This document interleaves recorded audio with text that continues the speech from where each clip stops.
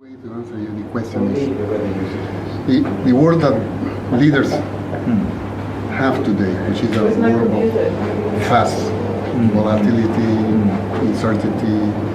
Things are very complex and there is a lot of ambiguity. Most people in the top level, they are managing by the external phenomena, right? And they don't have the time really to pause. Right. To pause, right?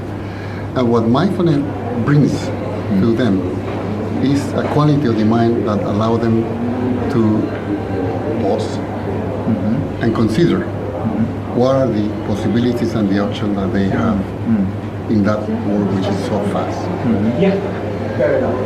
It is a skill.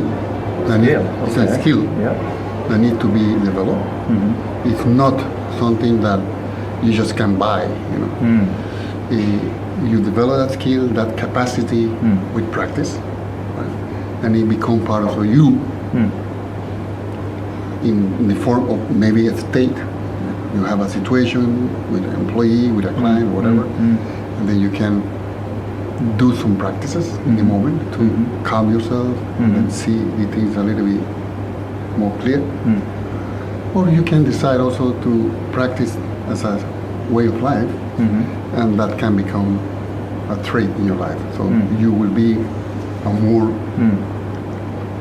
mindful person.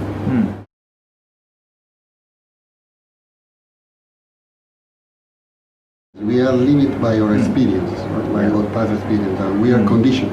It's a conditioning, and we tend to see things in your life through those filters, which are the conditioning, but have cultural elements, professional experience. And given that the world is so complex today, people have to begin seeing things, phenomena in business or in life in general, with new perspective, new views. New views, right? And what strategic awareness implies here is a capacity to amplify, your perceptions, right? To amplify and move beyond this inherent condition that people have, right? And you will be able to see things that normally you will not be able to capture under a normal awareness. You can think also strategic awareness of a way of creating, of creativity aspects of the awareness, right? Because you're seeing new things, you're seeing new aspects, new possibilities, new options, right? And you also are refining also your memories, right? Because you are essentially in looking strategically at phenomena, you always look back to past experiences, right?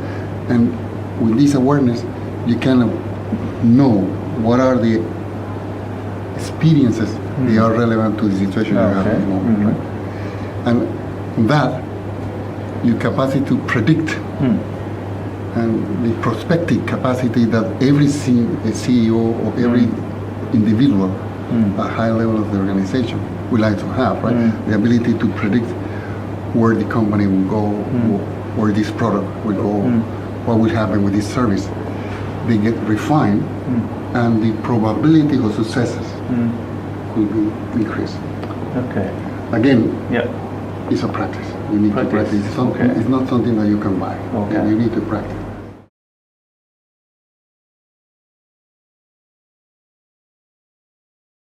Obviously, one of the realization out of this process of learning about this is the fact that you can see complexity at ease, right? As a reality of life, right? And you can see essentially also that the phenomena that we have is increasingly full of data. It's a data-driven. A data-driven phenomena, right? And what you want, knowing your limitations as a human being that even if you are in the top level, you cannot process all the data that there is in the So that will in many natural ways, will suggest that a CEO, being aware, strategic aware, we like to expand that capacity through the organization so that the organization in itself become more able of processing right, in a skillful way all this data